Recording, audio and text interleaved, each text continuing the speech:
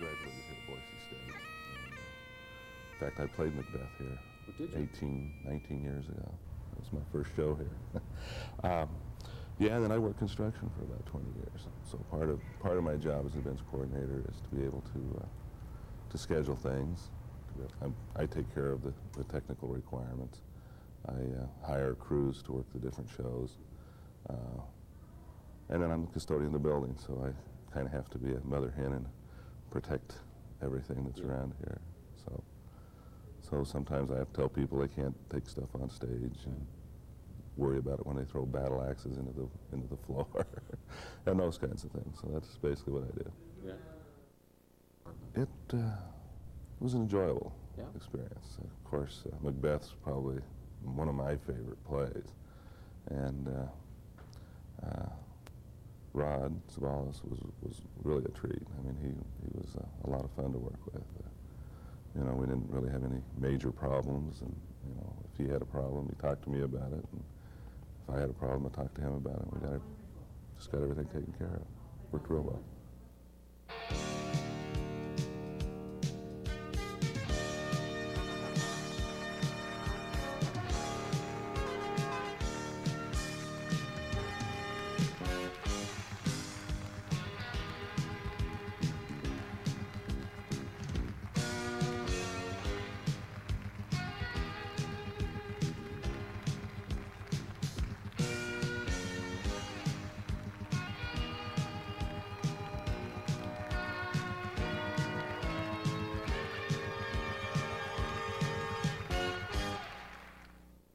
Macbeth? Oh yeah, I'm also doing a play in this. A little about Macbeth. It's a play that's filled with passion for me. And you know, in the past, I felt pretty good about putting myself in the audience's seats, so that if I get bored, I think they're going to be bored. And if I can stay involved, because I have a very small attention span, then I think they're going to get involved. And I'm pretty involved in this play.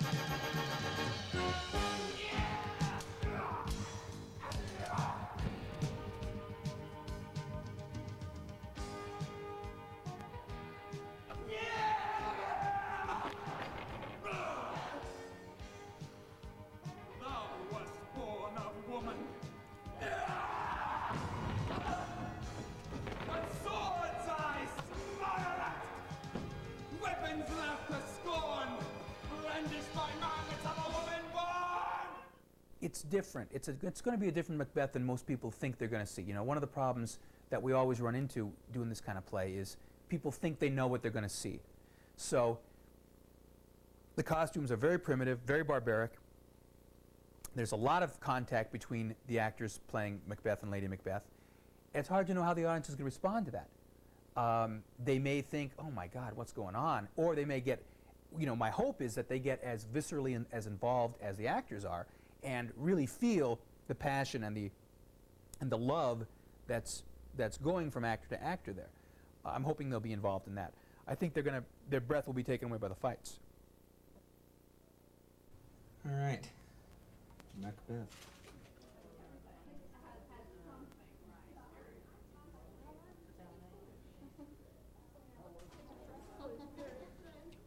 Somebody once said that the funnest time you have with a role is the time between when you get the part and when the first rehearsal starts, because you're really on your own with it.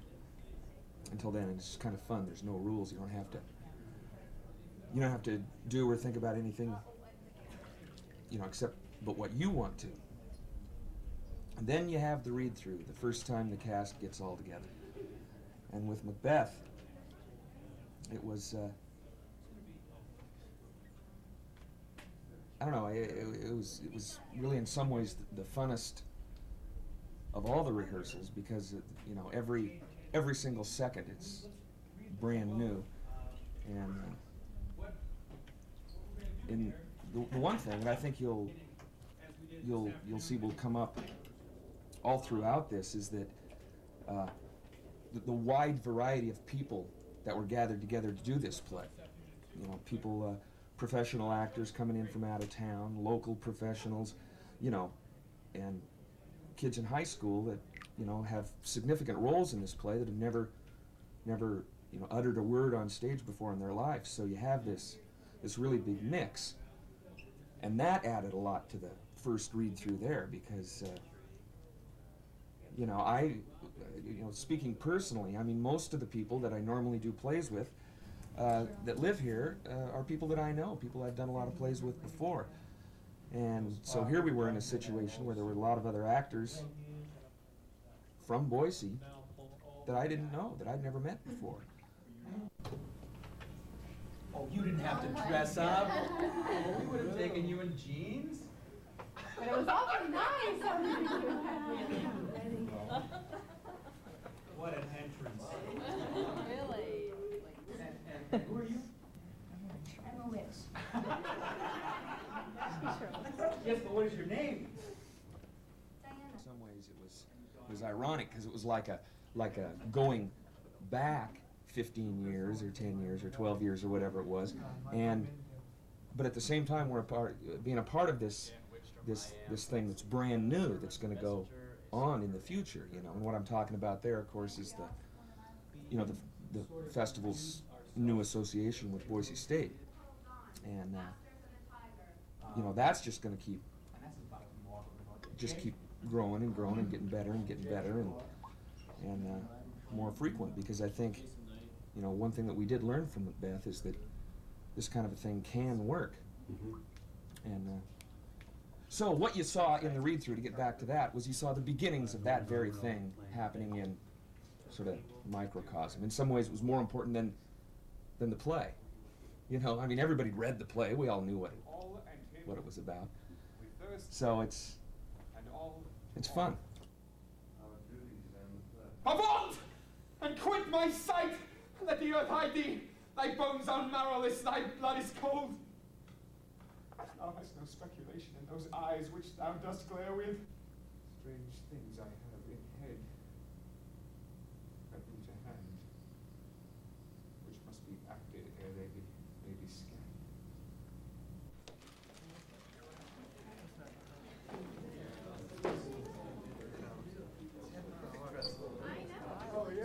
Or sex and violence, as the case may be. I just got done writing the director's notes today, and as I was writing, I realized more and more it's a love story. You know, it's not. Yeah, you know what I was saying. Well, I guess the first problem that I had to get over was that I didn't think of myself as the kind of actress that would be likely to be cast as a Lady Macbeth. Is that right? Mm-hmm. Preconceptions about the role? I had preconceptions about the role. I had preconceptions about myself, and I also had the history of the kind of work that I had been doing, and the kinds of roles I had been getting were very quiet, sedate, more self-contained kinds of women, often very intellectually oriented women. So Lady Macbeth, you know, with all her passion and fire and everything, is quite a departure for me. So when Rod first said that he wanted me to do this role, I said, "Are you sure?" Last summer I was in Ashland. And while in Ashland, he called me and he said, would you like to play Macbeth? And since I was in a production of Macbeth, I was watching the role thinking that, well, 10, 15 years down the road, I'd like to play this part. And it was a shock to think of playing it at my age. I mean, at 26, it's quite a young age to play the role, but it was a challenge that I really couldn't turn down. And I'm glad that the cast here has been really helpful. I mean, I'm sure that when they first saw me, they kind of thought, that's Macbeth? A blonde Macbeth? Things like this. Where I began my investigation of the character. What would it be like? I believe that Macbeth is a good man. It's said in the play. His wife says he's too full of the milk of human kindness. He's called worthy kinsman, you know, valiant cousin, and all these things. And so that, to me, really gave me an arc coming in a positive framework. You know, he's a victorious general. I'm young, so he's young, which perhaps even heightens it. And then, for some reason, because he wants something, I guess in a way it's his ambition, he turns away from himself. As far as me, I mean, I am young, and so I choose a very active stance in the play. I get low to the ground, I move a lot, I'm leaping up onto the rocks and coming down. And my youth, again, kind of motivated me toward moving into investigating the young side of Macbeth, the childhood side, reaching for his wife, Lady Macbeth, in that sort of, you know, mother kind of image at times. And we went really far with that, and then we pulled back from it a bit. But it's funny, when you take an approach, suddenly you hear lines in the play that seem to stand out to you. She says to me, after I've committed the murders and I have the daggers in my hands, she takes them away and she says, "It's the eye of childhood that fears a painted devil." And I didn't really hear that line until I started thinking about the childhood aspects of the character, the child in Macbeth. And then that line hit me, and that's where the whole idea of playing with the daggers and my hands, the blood on my hands making the green sea red, as a child almost, you know, what hands are here, just falling back into the safety of innocence of childhood. And this is something that we've toyed with in the play. So, with this role, I did read quite a bit about actresses going back all the way to the late 1800s. And what struck me was that each actress had found a way to portray Lady Macbeth in colors that would be understandable to the audiences of her day. Okay? So, not knowing a lot about Boise, and not really being wild about any of the approaches that I read about, what I did was to go back to the work that I am most comfortable doing, which is essentially approaching a role from an emotional reality. And so what I'm finding in the work is there are little bits of Nancy Reagan, there are little bits of all sorts of personalities in Lady Macbeth. She's bigger than any one interpretation, I think. And hopefully that will come across in the work, that it's multicolored as opposed to this is my concept of the woman and this is the way she is. She's become very, very much flesh and blood to me. She has weaknesses and strengths, and I like her a lot. Self, to creep out at times. And Sandra is actually a bit older than I am, Lady Macbeth, and so we even play with that.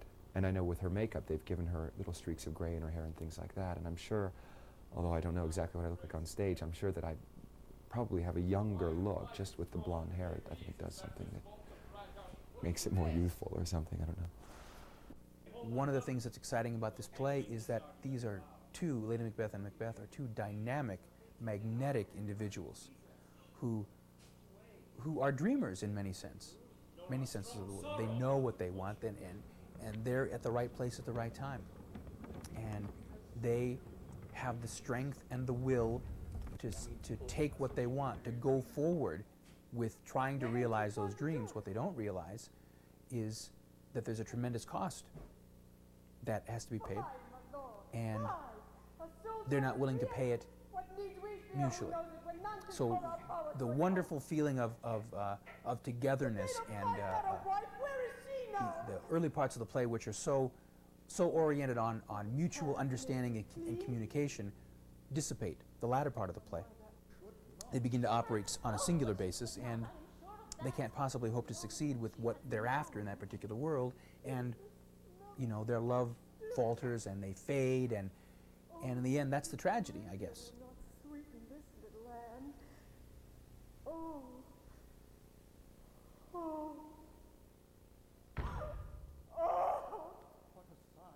it'll be focused somewhat. More of it won't be focused.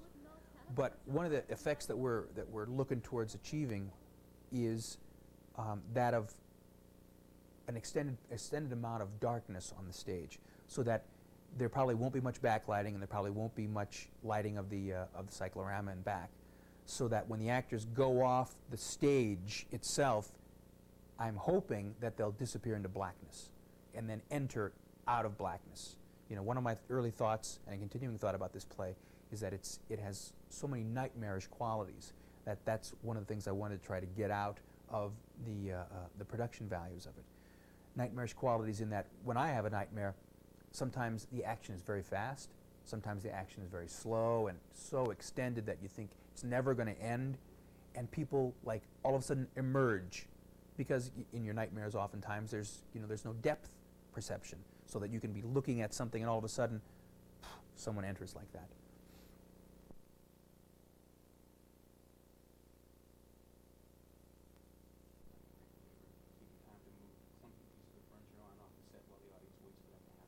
I would say that Rod saw actually very little set. He saw just a few geometric shapes in the set, and yet somehow relating to a period that would place it in early medieval times. Now, in a way, the final result is pretty sparse. There isn't a lot of elevation, as we would say in design, where, like in a regular set you would have, or a box set, you'd have a lot of walls and decor. It's stripped mainly of that, and we do things mostly in platforming. So most of it still retains that quality that he described, not having much of a set, and yet it's the kind of set that provides actors obstacles, because what I was hearing from him was the need to have actors, responding to their environment in a really physical way. He sees this as a very physical show. And have people climbing on the set is something that I really like. This set actually allows us to do that, not just on the cliff, but there's a fairly elaborate beam structure of like rough-hewn logs, or that's the way they'll look. Of course, they're not constructed that way, but where the actors can climb up in them, in battle scenes, leap off of them onto other actors, things like that. So that in a battle scene, we have people that flood the stage in all different levels, and actually it's fairly dangerous what has to happen. I would say also that it has probably more trap doors. We have more surprises that come out of the set than usual for my designs. A ghost that rises up out of a rock on an elevator lift. It's the first time I've done an elevator lift with a genie lift, and it works really quite wonderful. But he just rises up, and it's really sort of spooky. We were testing today, and he just it's very smooth, sort of rising up out of this solid mass of a rock. So that kind of illusion, and almost a giant toy, I think is unique. That's something I've always had working with the Shakespeare Festival, is that the sets and costumes are built in the same location. And that's a real plus, because there are many times you'll do a production and you don't even see the set, until first dress, and then it's like too late, and you find these real clashing colors or You know, just the whole concept is different. Historically, Macbeth is 1030. That's when he ruled, was in 1030. And so we've set it about 200 years earlier. So it's around 800. And the period is called Romanesque. It's basically after the Romans had invaded and taken over most of the British Isles. And then, so the fashion is kind of based on, a little bit on Roman. It's simple costuming when it comes to the actual clothes. They're very simple T-shapes. There's no inset sleeves. The sleeves are like just come out and down. On all the clothes are very simple, but they're very complicated when it comes to pieces they wear, jewelry, swords, belts. They did very intricate, ornate carvings or intricate, ornate metalwork in the jewelry. I always try to write something down.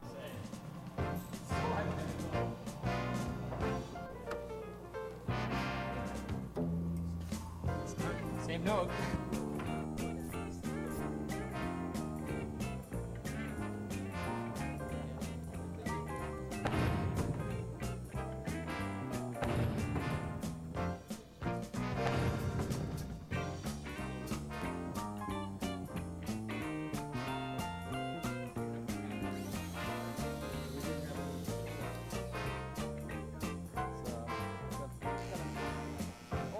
Substance in there made by Roscoe Laboratories, and it goes through this heating instrument here and vaporizes it into a fog.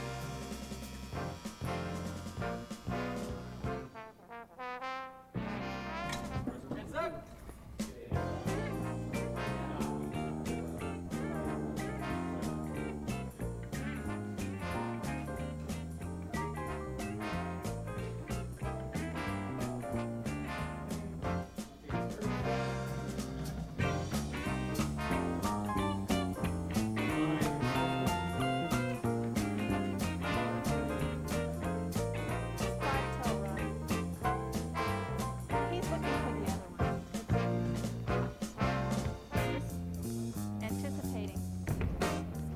So he must be on his way as well. Thank you.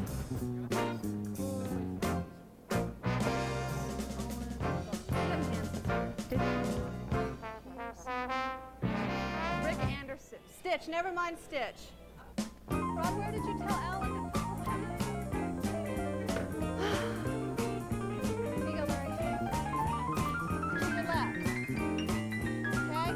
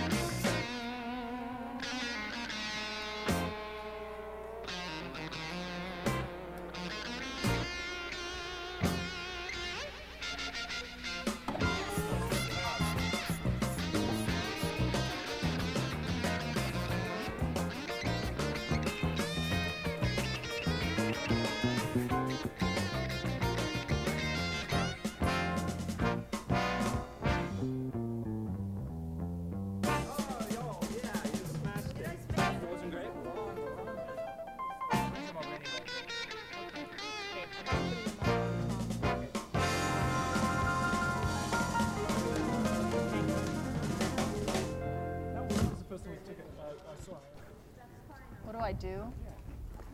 God. Make sure everyone's where they're supposed to be. type schedules. I take roll a lot. I yell at people for leaving garbage.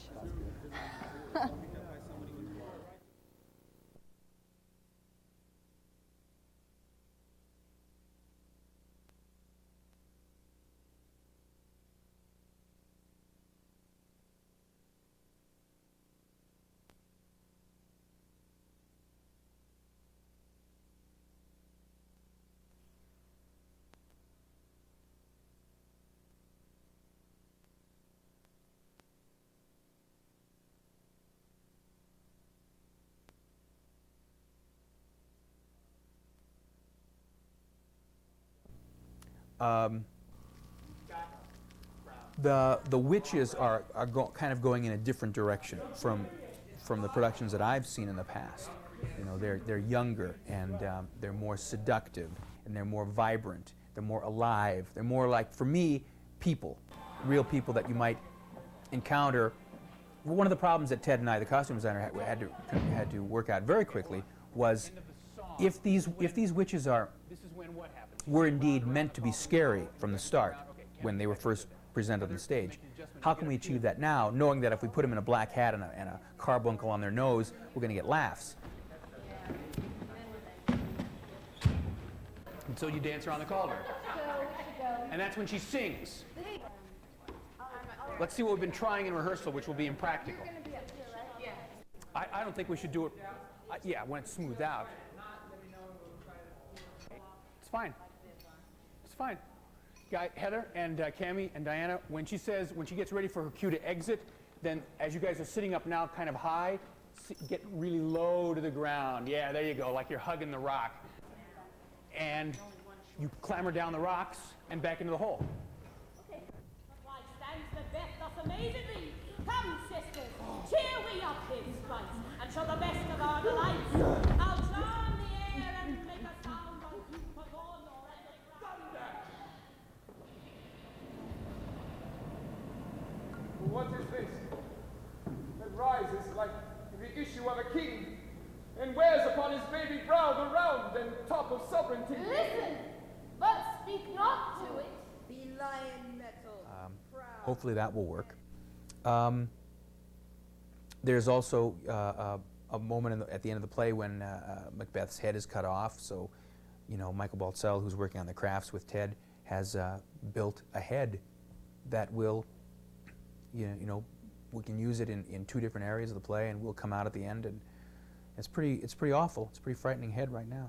Well, this is Larry's head that we were after. Macbeth. What we did was we took a cast, a plaster cast off the face, full face of the actor, and then we did a latex cast out of our plaster mold to, which is this rubber skin of Larry's, to match Larry, and then just worked it in, made it match the head, the face we already had. Had a dentist give us some dentures to go with it. They weren't a matching set, so we figured nobody'd buy them, I guess. Made eyeballs. The eyeballs were made out of ping pong balls and just painted and glazed. And the rest was fairly simple, just to make it up so it would show from the stage properly. Gore up the neck, leave an opening. It's loaded with styrofoam to hold when it is spiked on the wooden staff, but is also loaded with a plastic bag full of fake blood that comes out. One night, Glenn walks in with the head, and there was a high school crowd too, which was good for this. You see how cold this is? We're talking about a severed human head here and blood.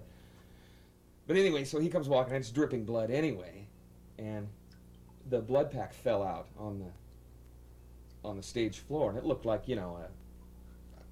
some hunk of brain or something up in there. God knows what's up there that could fall out if you cut off somebody's head. So that was terrific because it hit, and splattered, and that got a good response from the audience. I enjoyed that.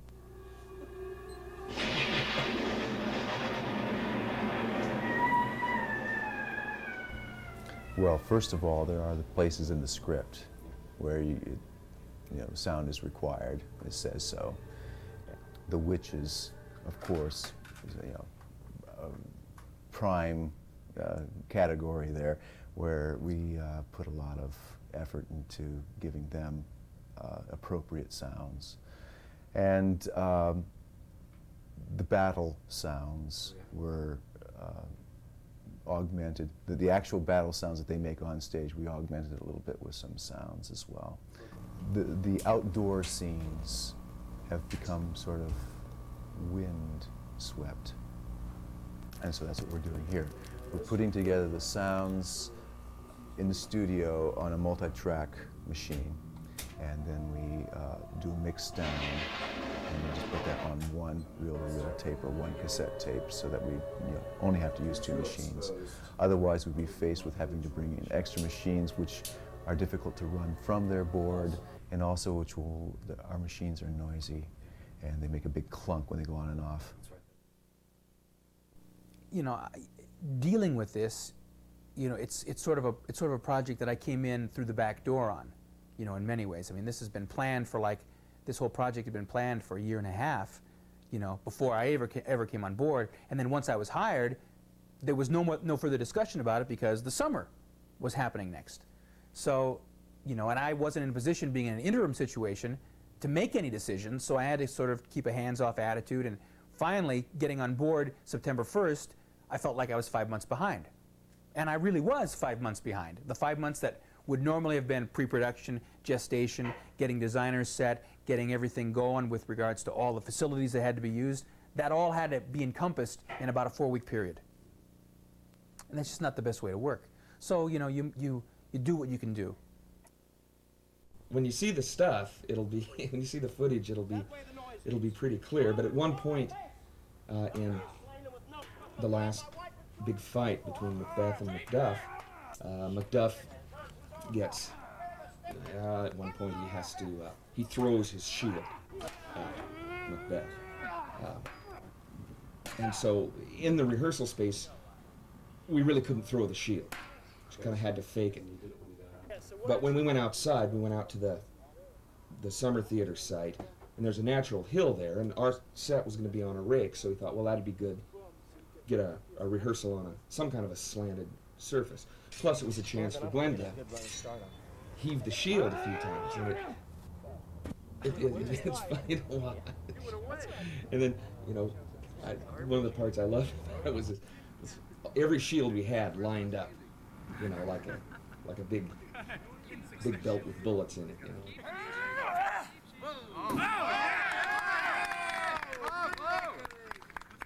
You see him throw the first one, and you see a little reaction, a couple of wisecracks, and Glenn turns around, kind of yeah, throws it again, a little bit bigger reaction,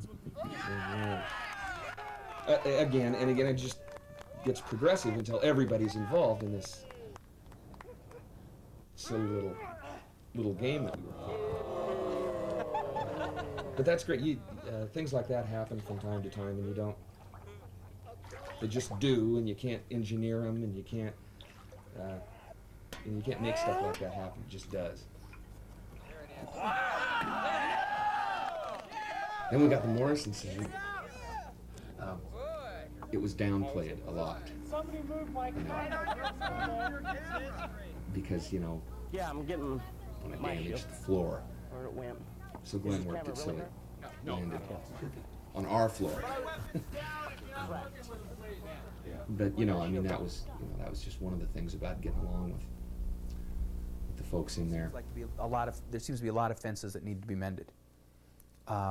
There's so much potential. There's so much capabilities that can happen in this community from even the limited amount of facilities that are here. If we can get it in people's heads that theater takes place in other places than a theater, then there's a tremendous opportunity, to go forward. And it just takes a little bit of forward thinking. Maybe it takes once in a while somebody saying, why? This is our policy. Why? Yeah, it was the strangest thing. I've worked in the Morrison Center a lot, but always in stage 2. And I would notice when there were big events in the main hall, I don't know what, just big main events, there would always be at least some sort of catered service back there, whether it was coolers with drinks, you know, or some kind of finger food or whatever. Full meal. Didn't see many of those. On this occasion, yeah. Stage 2 was a nightclub. I don't know, did you look in there and see that? It was, yeah, full of tables. People 4 to a table sitting there, being waited on. No food or drink allowed, you know. But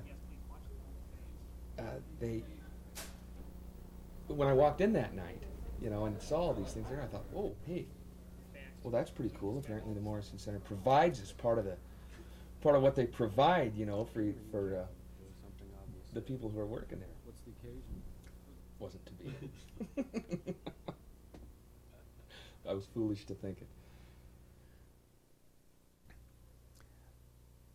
This is a world that's, I think, you know, as I said, a passionate world, that one in which emotions run high and intellectual processes don't necessarily run that high, so that people react, and later on they think about why they reacted.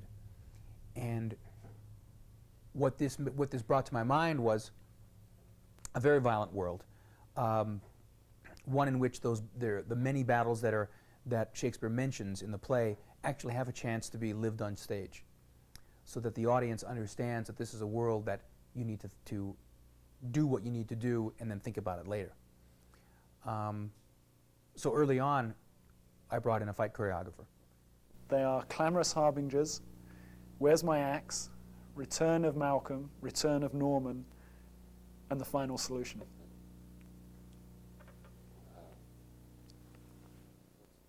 I think in order to approach the violence and the brutality that exist in this play, you know, as performers, we have to get cold about it. I think we have to put our actual feelings aside and say, okay, hey, we're talking about murder and violent death for about 5 weeks now. Every day we've got to spend a few hours doing it. Yeah, and you got to remove yourself from how you might really feel if you were in that situation. That's, you know, in order to achieve the kind of control that you need to have, especially in the battles. There's nothing intellectual about watching a fight. You sort of sit there and you are moved immediately. You know, if you see someone killed well on stage, you just react. You don't sort of think intellectually, oh, that was interesting, he got killed. You react first, and then you think afterwards, oh, he was killed. And that's why I get a kick out of what I do, because I appeal to a different sensibility in some ways than what just plain acting does. But when you're acting in a play, you're really doing those things. You're really wearing those clothes. You're really saying those words, and you're really holding a broadsword, and you're really, you know, ringing it against another one. You're really doing that. I don't know, it's totally unique. I can't think of a single other situation where you would find a group of people in a room for 3 or 4 hours in a night with broadswords playing, yeah, and you know, and working very hard at it, I might add. But it's like super organized play, and you know, as I say, I can't think of a single other situation other than a rehearsal at a Shakespeare play where you'd see something like that happen. I just get a real kick out of putting together something on stage that I know that if done well, the audience is going to sit and love.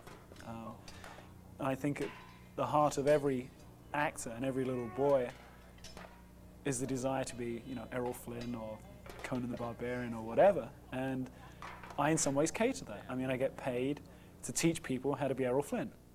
And sort of vicariously, I get to be Errol Flynn myself. You know, it's amazing. You know, you very easily call them, you know, first fight, second fight, third fight, fourth fight. But I don't know if it's because that would be boring, you know, or if it's just easier to remember if you can associate, probably a combination of the two. you know, but you could say, you know, opening sequence. Okay, that was the dullest title we had. Gives you a visual connection. We knew what it meant. We knew exactly what it meant from the entrance of the egg up through the witch's thing, slow motion, strobe, and out. And then the next one was the killing of Banquo. Pretty straightforward. Then the murder of the egg. From there to the end of the play was all kind of one continuous battle, but they were divided up by sections of the dialogue, and so each little battle had its own title. So it was Clamorous Harbingers, which comes from one of Macduff's lines. Then it was The Return of Malcolm. Malcolm coming back to England. Return of Malcolm. The Return of Norm. That was Norman got a fight named after him. I don't know how he did that, but that's what it was called. I think one of the reasons is because the major part of the fight was Norm having to run from one side of the stage to the other and fights about 5 guys along the way. And Norman, terrific guy, great actor, but he's very literal. He's got to have it all figured out. Why, what he's doing, how come this is happening. And he had more trouble with that. He says, why am I running across here fighting with these guys?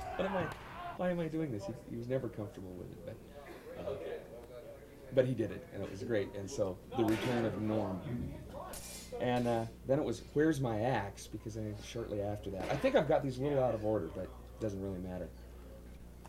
See, one of Norman's goals in this thing was to fight with every weapon that we had. Quarterstaff, short spear, broadsword, what did I say? Short spear, broadsword, and a battle axe. And I think he did it. I think he got all of them in there. And Norman, at one point, you know, throws it. So that was called Where's My Axe? Because invariably when we get ready to start that sequence, Norman, hold it, where's my axe? At the beginning of rehearsals, when we had the fight choreographer Robin here, I made a comment to Rod that I wish there was some play where women could do these fights. I mean, I love fighting, and I love stage combat, and unfortunately there are very few instances where women can do that, on stage anyway.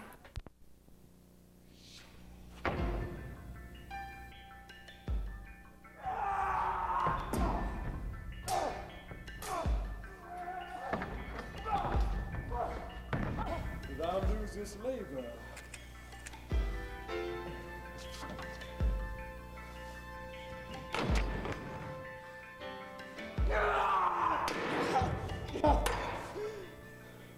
Macduff is from his mother's womb, untimely raped.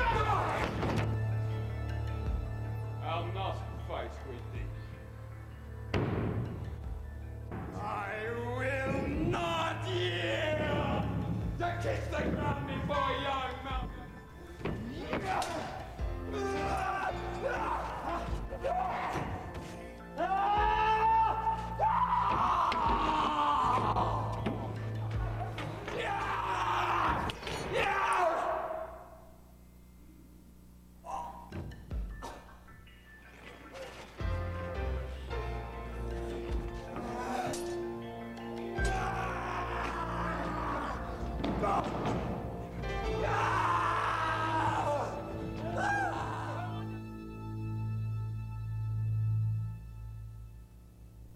And we have some things in this that, if they turn out right, you know, should produce a real big effect on people. I think the Macbeth-Macduff fight at the end will be wonderful. I mean, that sounds totally egotistical, doesn't it? I choreographed it, but they're very, very good, and it's a well choreographed fight. But then the killing of the egg should take the audience by complete surprise.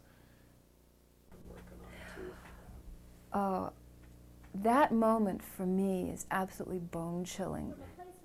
the scene starts off on a very violent note. She's very upset when she finds out that her husband has fled to England. I mean, here's the country in a state of war, and he's just gone off and left her. And she's very capable of staying in the castle, but he hasn't clued her in on what's going on. And there's this whole range of emotions, but in the midst of this maelstrom, this turbulence of emotion and war and threatening danger, there's this quiet moment with her son where Lady Macduff is trying to deal with her conflicting feelings of anger and love for her husband, and yet she looks at this child, and it's something that as a parent I've experienced myself. You look at your child and suddenly they can make you laugh. Suddenly it doesn't matter what else is going on in the world, and it's a very private moment between the two of you, and that's a moment that exists on stage between Lady Macduff and her son. And I've enjoyed doing that interchange very much, and the young man, Casey Wood, who plays the egg, is just delightful. We have a good time. Yeah, I call him the egg because the script calls him the egg. At the end of his scene, in which he is murdered, one of the villains, one of the murderers, calls him an egg. He says, "What you egg, young fry of treachery," and then kills him. And so from that moment on, Casey got dubbed the egg, and he then gets scrambled, fried, whatever you want to call it. Cracked the egg. Very, very funny at the time. But the thing about it that really interests me, that I thought was crucial to the whole thing, is that this was a very good example of how cold we became about and with concepts that are really brutal and violent, you know, horrifying, really. I mean, the way they kill the egg is he gets a knife in the back, and then he gets his neck broken while his mother is watching. You know, this is a 12-year-old boy, and we, when it came time to decide that, yeah, we wanted to have a sound effect when his neck broke, good old Stitch Marker volunteered his services for that, and he spent weeks scouring around trying to find the right piece of lumber that was going to give the right sound, the right position to be in, you know, to make. He ended up actually being on his back with a board about this long, painted black. It was, you know, specifically for this purpose, right? And his foot up like this, and you know, and it was always, you know, just an audible reaction from the audience. It was just perfect. And I think he ended up using 1/4-inch plywood. I think they decided that made the best sound. But see, that's the thing. That's, my God, you're standing around trying to decide what's going to make the best sound for the snapping of a 12-year-old boy's neck. Bizarre.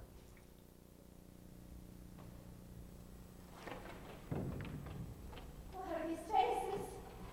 Where is your husband?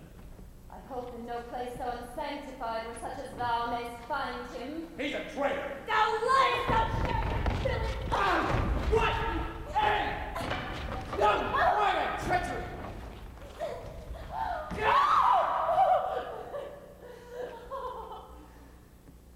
You're stealing, mother.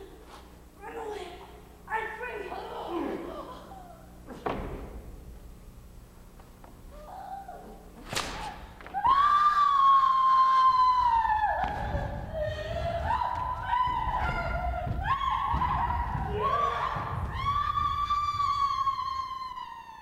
If that's done well, the audience is going to expect that. And they're going to be taken aback by that for a second. And that's great. You know, that's the sort of high I get out of doing this in some ways. To sit there and know that for that moment, I put something together that affected everyone in the audience. That's great. Yeah, it really is. And to get paid for it, too. Yeah? I've told Casey he'd better tell his mother what happens before the show or she's going to freak out in the audience. Leap out of her seat. Right. The exciting thing is working with Rod, not only because he has such great enthusiasm for the production, but he really believes in collaboration.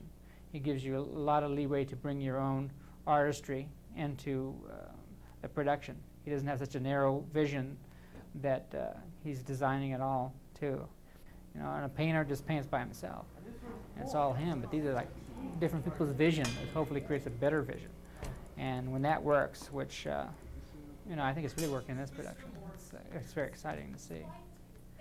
And it's the thing that makes theater worthwhile, not the money. Only that there's never enough time, and it doesn't seem to matter how well you ever plan anything,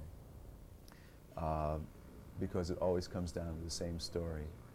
You're either at 1 day or 2 days ahead of tech, and it's a mad scramble to just get the work done, and it never seems to change. I was a bit wary. I thought, there is no way I can do this in 2 weeks, given the amount of actors in the show who hadn't had any formal stage combat training. I really believed that I'd be sort of still choreographing as I was walking out to the airport. You know, I'd be taking actors with me to the airport to choreograph them before I got on the plane. But actually it worked out very well, and the actors have worked very, very hard, and some of them are finding it difficult, some of them are finding it easy. A lot of them are really getting into it in a big way. I mean, it's a fun thing to do. I like it. It's been fun. Makes you look forward to going ahead into the day, you know. Just to think about kicking somebody in the face or just slapping them across the head. Yeah. I can't find... Oh, I don't know.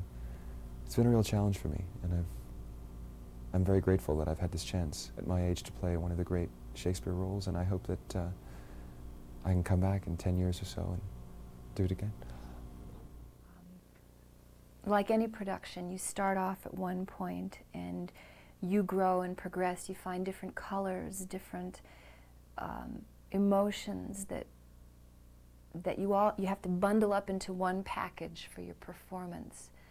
It's like a crystal, a prism with lots of different shimmering sides. And as you go through that process and find all those sides, your fellow actors are going through that process too.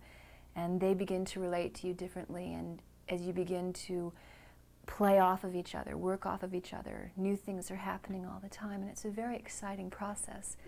And I think that's why all of us get hooked on acting. Yeah. It was a good time. It was good doing this play. It was a lot of fun, and I liked it. I'd like to do it again. I'm sure it'll happen. Fun room to work in. Yeah, other than I'd love to have played Macbeth. I think I made that perfectly clear. No, it was really, for the most part, it was real enjoyable. Great. So that's some of it. Yeah. That's 10 minutes worth. Any or all of that, I'm sure, is possible to be used. Well, let's talk a little about Macbeth. Macbeth? Oh yeah, I'm also doing a play in this.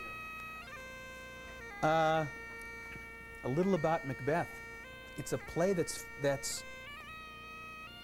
filled with passion for me.